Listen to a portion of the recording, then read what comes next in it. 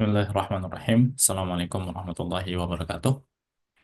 Innal Waalaikumsalam. hamdalillah nahmaduhu wa nasta'inuhu wa nastaghfiruh wa na'udzu billahi min syururi anfusina wa min sayyiati a'malina. May yahdihillahu fala mudilla lahu wa may yudlilhu fala hadiyalah. Asyhadu an la ilaha illallah wa asyhadu anna Muhammadan 'abduhu wa rasuluh la nabiyya wa la rasula ba'dah. Allahumma 'allimna ma yanfa'una wanfa'na bima 'allamtana. Rabbana zidna ilma warzuqna fahma bi fadlika wa rahmatika ya arhamar rahimin. Wa ba'du, alhamdulillah wa syukurillah. Ini adalah pertemuan pertama kita di dalam membahas kitab Nukhbatul Fikar yang merupakan karya Al-Imam Ibnu Hajar Al-Asqalani, di mana kitab tersebut adalah kitab yang merupakan mukhtasar, kitab yang ringkas, yang di dalamnya itu memuat banyak sekali macam-macam daripada ilmu hadis. Dan kitab ini itu dikarang oleh Imam Ibnu Hajar dengan urutan dan dengan penataan yang berbeda dengan penataan ulama-ulama sebelum beliau. Di mana ulama-ulama sebelum beliau itu menata kitab mereka berpaku dan bertumpuan pada karyanya Imam Ibnu Salah. Tapi beliau datang dengan penataan yang sedikit berbeda dari yang lainnya. Sebelum kita membahas lebih dalam terkait nukhbah dan sebelum kita jalan-jalan ke tempat-tempat lain, di sini ada beberapa hal yang perlu kita ketahui terlebih dahulu. Di sini ada tamhid, mungkin nggak kelihatan di sininya. Kalau kelihatan tamhid, ini judulnya at-tamhid atau pengenalan terlebih dahulu. Sebelum kita masuk ke dalam pembahasan, ada baiknya sebelum kita masuk ke dalam kitab ini, pembahasan kitabnya, kita akan singgung terlebih dahulu. Pertama berkaitan dengan Al-Imam Ibnu Hajar. Sebelum itu kita akan singgung tentang ilmu hadis. Setelah itu kita akan singgung tentang Imam Ibnu Hajar. Dan setelah itu kita akan singgung tentang matan yang karya beliau. Tentang ilmu hadis sendiri, kita bisa katakan bahwasanya seperti yang sempat kita juga kita share di grup, bahwasannya ilmu hadis itu merupakan ilmu yang dibangun di atas beberapa pondasi. Ada setidaknya 4 pondasi di dalam ilmu hadis. Ya, pondasi tersebut itu pertama adalah ilmu mustalah. Ilmu mustalah ini adalah ilmu yang dipelajari di banyak kesempatan ketika dikatakan belajar ilmu hadis atau belajar ulumul hadis atau belajar ilmu mustalah, ini yang dimaksud dengan ilmu ini.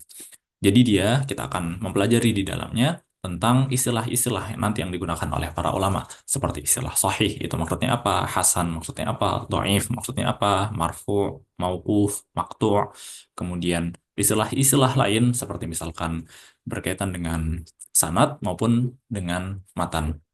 Ya, seperti misalkan mursal, muallaq, kemudian munqati', mu'dhal, dan masih banyak lagi. Yang berkaitan dengan matan, contohnya seperti mudrujul matni, seperti misalkan muttarib, mu'allal, dan masih banyak lagi.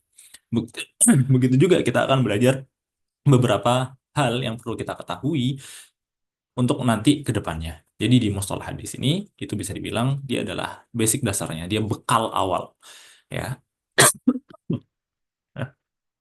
bekal awal dari mempelajari ilmu hadis. Dengan kata lain, teori, hampir semua teori yang akan digunakan nanti di tiga pondasi selanjutnya itu dipelajari di dalam ilmu mustalahul hadis. Hanya saja memang tidak mungkin tidak sedalam di ilmu yang lainnya.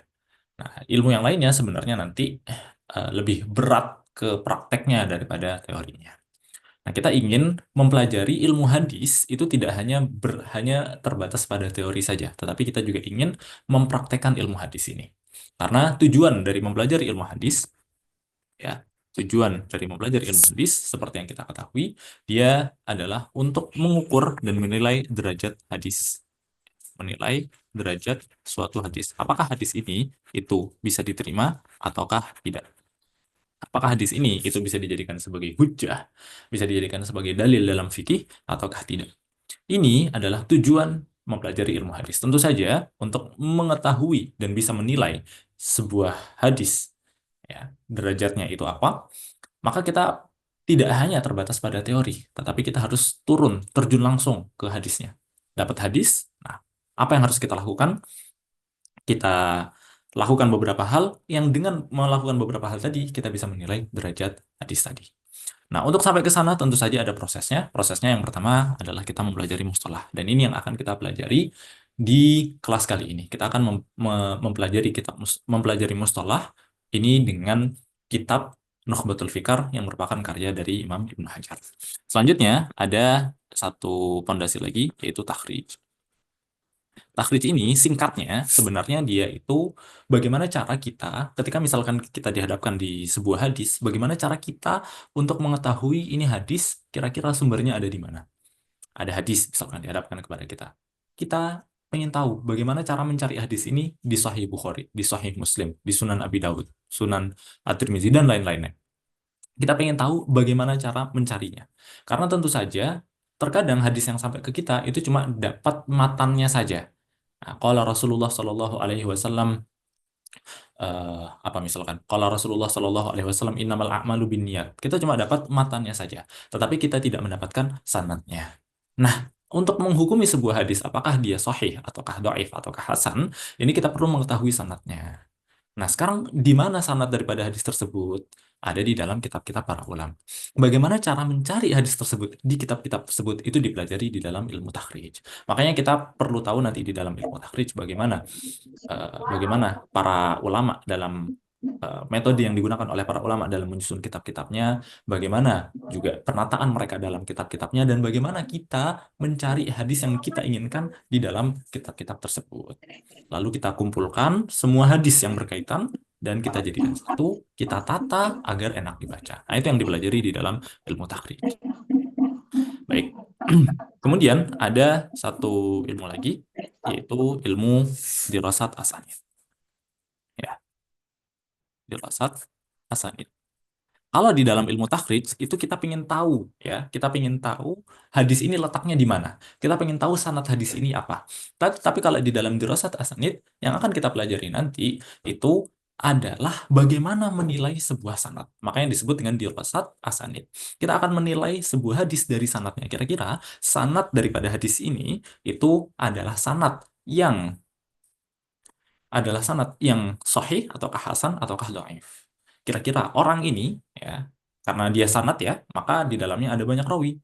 Maka ketika kita ingin menghukumi terhadap sebuah sanad, tentu saja kita harus menghukumi masing-masing daripada orang yang ada di sanad tersebut, masing-masing rawi yang ada di sanad tersebut. Makanya di dalam dirasat asanid kita akan mempelajari bagaimana mengetahui ini rawi siapa namanya.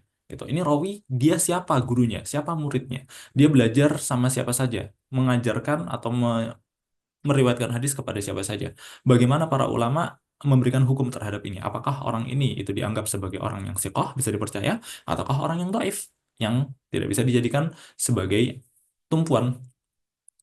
Itu dipelajari semuanya di dalam dirasat asanid. Dan di akhir kita akan belajar kira-kira ini sanadnya secara keseluruhan, gitu ya. Oke, apakah dia itu sanad yang sahih ataukah sanad yang dhaif? Itu yang dipelajari di dalam dirasat asanid. Dan ini yang menjadi bisa dibilang yang menjadi uh, finishnya. Tapi meskipun belum finish. Karena apa? Karena di sini nah, praktek yang ada di dalam teori yang ada di mustalah semuanya bisa dibilang kepake. Gitu. Ya, kepake di sana dan kita akhirnya, oh ternyata bagaimana mempraktekkan teori yang ada di mustalah itu di sini. Gitu. Di dalam ilmu dirasat asanid ini. Kita tahu bahwasanya hadis kita tahu akhirnya bagaimana cara menghukumi sebuah hadis. Di mana? Di dirasat asanid. Hanya saja dirasat asanid ini itu belum lengkap. Harus ada satu lagi yaitu ilmu ilal. Ya. Kenapa? Karena dirasat asanid ini itu hanya pada satu sanad saja. Ya. Pada satu bagian sanad atau bisa beberapa sanad. Hanya saja ketika sanad-sanad tersebut itu dalam anggapan saling menguatkan, tidak saling bertentangan. Nah, ketika ada satu sanad, ada satu hadis misalkan, dia memiliki banyak sanad, yang sanad-sanad tersebut saling bertentangan. Ini bagaimana kita menyikapinya, bagaimana kita menyelesaikan pertentangan ini. Ini yang akan dipelajari di dalam ilmu ilal. Jadi ilmu ilal ini pelengkap daripada ilmu-ilmu sebelumnya. Ilmu dirasat asani, takhrij, dan mustalah. Dan ilmu ilal ini karena dia membahas tentang pertentangan di antara sanad, ini adalah ilmu yang bisa dibilang paling rumit. Dan disinilah sebenarnya akan ketahuan orang ini, orang yang berbicara di dalam hadis itu, apakah dia adalah orang yang ahli atau sekedar teori saja, nggak tahu prakteknya bagaimana. Nah, itu akan dipelajari di dalam ilmu ilal. Tentu saja prosesnya masih panjang ya. Sekarang kita ada di dalam bagian mustalah. Tapi ala kulli hal, insya Allah ya kita berproses sedikit demi sedikit. Insya Allah akan sampai ke ujung.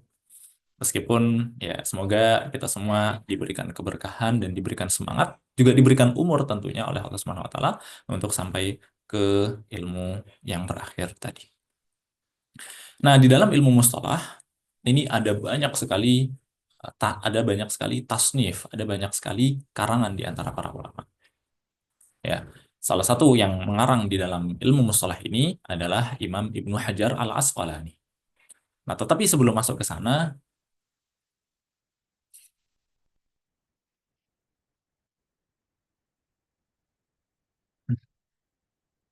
ya, sebelum masuk ke sana, ilmu mustalah sendiri ini kan ilmu yang membahas tentang kaidah-kaidah dan teori-teori di dalam ilmu hadis. Sebelum masuk ke sana, ada baiknya kita melihat terlebih dahulu sejarah tentang penulisan kitab mustalah hadis. Kitab mustalah hadis atau ilmu hadis atau kaidah dalam ilmu hadis, ya, maksudnya semuanya sama. Ini itu sudah dikarang sejak zaman dahulu. Sejak zamannya Imam Bukhari, sejak zamannya Imam Muslim. Ya, tahun berapa itu? 256 dan 261 Hijriah. Imam Muslim wafat tahun 260 Hijriah. Seperti misalkan kita bisa melihat karyanya Imam Muslim, karyanya Imam Ad-Darimi, karyanya Imam At-Tirmizi, dan lain-lain. Kalau kita boleh bagi masa penulisan di dalam mustalah itu bisa kita bagi menjadi tiga. Jadi di dalam mustalah ini ada tiga fase penulisan. Oke. Fase yang pertama itu adalah fase di mana para ulama menulis kaidah-kaidah tentang ilmu hadis. Tetapi mereka menulis kaidah tersebut itu tidak secara mustakil, tidak disendirikan, tidak di dalam satu buku khusus yang membahas tentang mustalah. Tapi apa? Tapi mereka menggabungkannya dengan buku lain. Ya, jadi tahap pertama ini adalah penulisan dengan bersama dengan yang lainnya. Ya, contohnya seperti yang bisa kita lihat ada karyanya Imam Muslim di dalam Muqaddimah beliau. Ya, Imam Muslim di dalam kitab beliau Sahih Sahih Al-Musnad itu ada Muqaddimah. Beliau menulis sebuah Muqaddimah yang Muqaddimahnya sangat bagus berkaitan dengan beberapa permasalahan dalam ilmu hadis. Nah, Muqaddimah ini itu Imam Muslim wafat tahun 261 Hijriah. Muqaddimah Imam Muslim ini itu bagus sekali. Tidak hanya Imam Muslim, ada juga Imam At-Tirmizi, ya, yang ada di akhir akhir dari kitab Jami' beliau.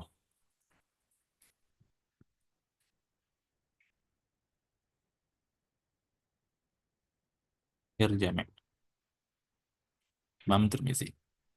Imam At-Tirmizi wafat tahun 279. Ini masih awal-awal. Kemudian ada masih banyak lagi ya seperti misalkan Imam Ibn Hibban di dalam karya beliau ada banyak sekali Imam Ibn Hibban beliau memiliki mukaddimah. kitab beliau At-Taqasim wal Anwa atau yang kita kenal dengan Sahih Imam Ibnu Hibban. Beliau di situ membuat kaidah, menyatakan kaidah di dalam ilmu hadis.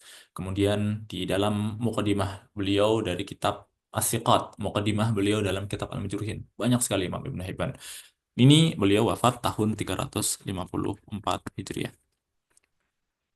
Dan masih banyak lagi ulama-ulama yang menulis sebenarnya, ini contoh saja penulisan, tapi masih digabung dengan buku yang lainnya. Seperti misalkan Imam Muslim digabung dengan kitab beliau Muqaddimah. Kemudian Imam Tirmizi digabung dengan kitab beliau Al-Jami'. Imam Ibn Hibban digabung dengan kitab beliau dengan judul, banyak tadi ya, ada Al-Majruhin yang menghimpun nama-nama rawi yang dhaif, kemudian ada As-Siqat menghimpun nama-nama rawi yang siqah, kemudian ada At-Taqasim wal Anwa atau yang kita kenal dengan Sahih Ibn Hibban. Beliau menghimpun hadis-hadis sahih dan beliau membuat mukadimah yang di mukadimah tersebut beliau sampaikan kaidah-kaidah tentang ilmu hadis. Baru kemudian di masa setelahnya, di masa kedua, ada fase kedua, yaitu penulisan tersendiri. Jadi ilmu hadis itu dituliskan di buku sendiri dan digabung. Jadi kalau permasalahannya itu berceceran di berbagai macam kitab, itu digabung di masa ini. Hanya saja nanti di masa ini itu penggabungannya belum belum tertata bagus, ya, belum tertata, penataan tersendiri, tapi belum rapi. Nah, jadi dia belum tertata dengan rapi. Di sini ada karyanya Imam Ar-Rama Hurmuzi. Yang ini adalah orang pertama kali yang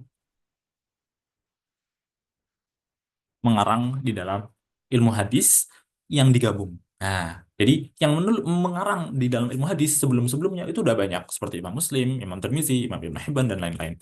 Tetapi yang menjadikannya satu, mengarangnya di satu tempat itu adalah Imam Ar-Rama Hurmuzi ini sendiri.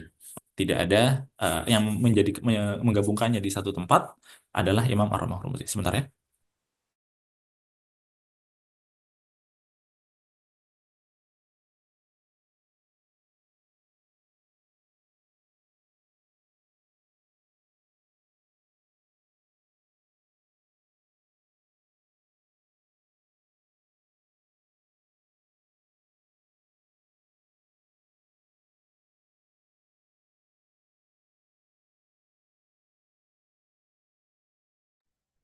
Baik, kita lanjutkan.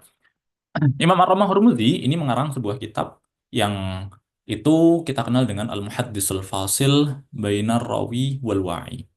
Ya, judulnya kepanjangan, saya tidak tulis. Beliau wafat tahun 360 Hijriah. Datang setelah Imam Ar-Ramah Hurmuzi, ada seorang ulama juga yang kita kenal dengan Imam Al-Hakim. Beliau punya kitab namanya uh, Ma'rifatu Ulumil Hadis. Ya, karena pendek, kita tulis saja. Ma'rifatu Ma'rifatu Ulumil Hadis. Beliau wafat tahun 406 Hijriah. Ya, beliau mengarang kitab Ma'rifatul Ulumil Hadis. Beliau di situ menghimpun hadis-hadis yang ada di dalam ya, beliau menghimpun macam-macam dari yang sebelumnya, beliau gabungkan jadi satu. Kemudian ada satu imam lagi, dan imam ini adalah imam yang bisa dibilang beliau menggabungkan banyak dari yang sebelumnya, yaitu Imam Al-Khatib Al-Baghdadi. Al-Khatib Al-Baghdadi. Beliau punya dua kitab, dan dua-duanya adalah dua kitab yang sangat bagus. Sebenarnya banyak ya kitabnya Imam Al-Khatib Al-Baghdadi. Imam Al-Khatib Al-Baghdadi itu punya sebuah kitab namanya Al-Kifayah fi Ilmi Riwayah. Nah, itu beliau menulis tentang macam-macam daripada ulumul hadis ya yang diperlukan di sana. Kemudian beliau juga punya kitab namanya Al-Jami' fi Akhlaqir Rawi wa Adabis Sami'. Al-Jami'. Yang mana kalau di Al-Kifayah itu tentang periwayatan, tentang membahas hadis mana yang sahih dan mana yang dhaif dan syarat-syaratnya. Tapi kalau di dalam kitab Al-Jami' itu beliau membahas tentang adab, tentang apa sih yang harus dilakukan oleh seorang rawi, apa sih yang harus dilakukan oleh seorang muhaddis dan kasus-kasus ya, kasus-kasus menarik yang yang terjadi di dalam ilmu hadis, beliau sebutkan di sana. Imam Al-Khatib Al-Baghdadi ini wafat tahun 463 Hijriah. Ada ulama, dan Imam Al-Khatib Al-Baghdadi ini itu mengarang banyak kitab-kitab lain, tapi kitab-kitab kecil, kita bukan kitab kecil ya, kitab-kitab khusus untuk satu jenis ilmu. Misalkan tentang mudraj, beliau karang satu kitab khusus. Tentang satu jenis ulumul hadis, beliau karang satu kitab khusus. Itu. Tapi yang menggabungkan karya tersebut adalah kitab Al-Kifayah dan kitab Al-Jami'. Ada ulama lain setelahnya, tetapi kita cukupkan tiga saja. Kemudian ada di masa ketiga, ini adalah penulisan sudah tersendiri juga dan rapi. Dan ini itu masanya dimulai dengan seorang ulama, seorang imam, yaitu Imam Ibnu Salah.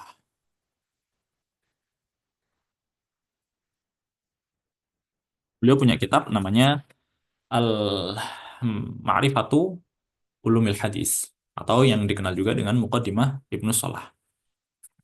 Ya, Muqaddimah Ibnu Salah. Ini beliau mengarang kitab ini itu di mengarang kitab ini itu sebenarnya dengan apa bertahap. Beliau sebenarnya diminta untuk mengajar di satu madrasah gitu ya. Lalu beliau untuk sebelum mengajar tersebut itu beliau menyiapkan bahan. Nah, bahannya itu yang kemudian beliau beliau sampaikan kepada murid-muridnya, dan kemudian murid-muridnya mencatat. Setelah selesai, darsnya selesai, itu disatukan, dikumpulkan, jadilah buku yang kita kenal dengan Muqaddimah Ibnu Salah. Jadi sebenarnya yang disampaikan, yang ditulis oleh Imam Ibnu Salah di dalam kitab Muqaddimah beliau, itu adalah gabungan dari daras-daras beliau di dalam ulumul hadis. Ya, Imam Ibnu Salah ini wafat tahun 643. 643 Hijriah. Kemudian, nah, ulama setelahnya itu bisa dibilang hampir semuanya itu bertumpu pada Ibnu Salah. Urutannya sama, ada yang nanti mensyarah karyanya Imam Ibnu Salah, ya, ada yang syarah, ada yang melakukan ikhtisar. Ikhtisar ini meringkas, ada yang menazumkan, dan ada yang membuat hasyiah atas karyanya Imam Ibnu Salah. Banyak sekali. Itu. Ulama-ulama setelahnya itu ini semua. Syarah contohnya seperti karyanya Imam eh, siapa? Karyanya Imam Al-Iraqi, At-Taqyid wal Idah. Meskipun itu lebih ke hasyiah. Yang syarah lebih banyaknya model syarahnya dengan seperti hasyiah, seperti Imam Al-Bulqini. Yang ikhtisar ini banyak, seperti misalkan Imam Ibnu Daqiqil Aid. Beliau punya ikhtisar atas Imam Ibnu Salah. Namanya adalah Al-Iqtirah fi Ulumil Hadis. Imam An-Nawawi juga punya ikhtisar. Ya, beliau namakan dengan Irsyadut Tullabil Haqa'iq. Lalu beliau ringkas lagi, jadi ringkasan beliau beliau namakan dengan At-Taqrib wa Taisir. Yang At-Taqrib wa Taisir ini nanti kemudian disyarah oleh Imam As-Suyuti, jadilah kitab Tadrib Rawi, ya, fi syarhi Taqribin Nawawi. Kemudian ada nazam seperti yang dilakukan oleh Imam Al-Iraqi, Imam As-Suyuti, hasyiah seperti yang dilakukan oleh Imam Ibnu Hajar dan Imam Az-Zarkashi, nukat ya, nukat itu maksudnya hasyiah atas karyanya Imam Ibnu Salah. Nah, semuanya itu ngikut ke dalam Ibnu Salah. Datanglah setelah itu Imam Ibnu Hajar Al-Asqalani. Beliau itu membuat sebuah kitab namanya adalah Nukhbatul Fikar. Ya, ini banyak ya tadi ya, ikhtisar, nazam, syarah, cuma tidak saya tulis agar sempat.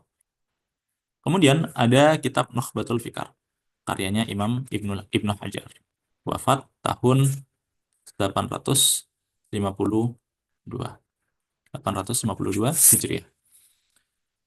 Nah, Nukhbatul Fikar ini itu revolusi bisa dibilang terhadap ilmu hadis sebelumnya. Karena beliau datang dengan dengan urutan yang berbeda dengan urutan-urutan ulama sebelumnya. Karena kan kita bisa lihat di sini, ini fase ketiga yaitu penulisan yang sudah tersendiri dan rapi. Cuma rapinya itu standarnya mengikuti Ibnu Salah. Dan kalau kita lihat standarnya Imam Ibnu Salah, itu bisa dibilang iya dia ngurut, tetapi kadang nggak ngurut-ngurut banget gitu. Kadang ada yang keloncat seperti yang bisa kita lihat di kitab itu. Nah, datanglah Imam Ibnu Hajar itu benar-benar ngurutin itu semua, jadilah kitab yang singkat, padat, dan jelas. Namanya Nukhbatul Fikar.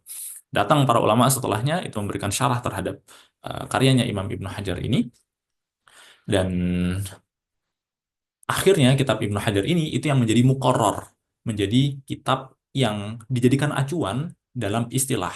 Jadi ketika sekarang itu ada permasalahan terkait mustalah, itu merujuknya ke dalam kitab Nukhbatul Fikar. Nah, Nukhbatul Fikar ini adalah matan. Imam Ibnu Hajar itu membuat syarahnya, membuat syarah atas Nukhbatul Fikar. Beliau namakan dengan Nuzhatun Nazar. Nuzhatun Nazar. Ya. Ini beliau buat syarah atas kitab Nukhbatul Fikar. Dan kitab Nuzhatun Nazar bisa dibilang bukan kitab yang uh, mudah sebenarnya. Kalau yang Nukhbatul Fikar ini matannya. Matannya ini mudah. Tapi kalau Nuzhatun Nazarnya, wah ini cukup dalam. Dan bisa dibilang cukup sekali kalau misalkan kita cuma pengen tahu, oh, pengen belajar ilmu hadis itu gimana sih? Nah, kita dengan mempelajari Nuzhatun Nazar sebenarnya sudah sangat cukup untuk istilahnya dasar ya. Mempelajari kitab Nuzhatun Nazar sudah sangat cukup untuk akhirnya mengetahui permasalahan apa saja yang ada di dalam ilmu hadis. Tapi kalau kita mau memperdalam, mau takhusus dan memang mengkhususkan diri dalam ilmu hadis, tentu saja kitab Nuzhatun Nazar tidak cukup. Harus kitab-kitab yang lainnya, seperti misalkan kitabnya Imam Al-Khatibul Baghdadi, Imam Al-Hakim, dan imam yang lainnya. Ini adalah sekilas ya, tamhid awal dari pembahasan kita di dalam Nukhbatul Fikar. Alhamdulillah, pembahasan kita sampai di sini. Ternyata saya rencananya mau bahas tentang ulumul hadis, fase penulisannya, kemudian tentang Ibnu Hajar, tentang Nukhbatul Fikar, tapi ternyata belum belum cukup waktunya. Tidak apa, kita akan lanjutkan di pertemuan selanjutnya. Kita cukupkan sampai di sini. Kita tutup dengan istighfar dan doa kafaratul majelis. Astagfirullahaladzim, astagfirullahaladzim, astagfirullahaladzim. Subhanakallahumma wa bihamdika, asyhadu an la ilaha illa anta, astaghfiruka wa atubu ilaik. Barakallahu fikum. Assalamualaikum warahmatullahi wabarakatuh.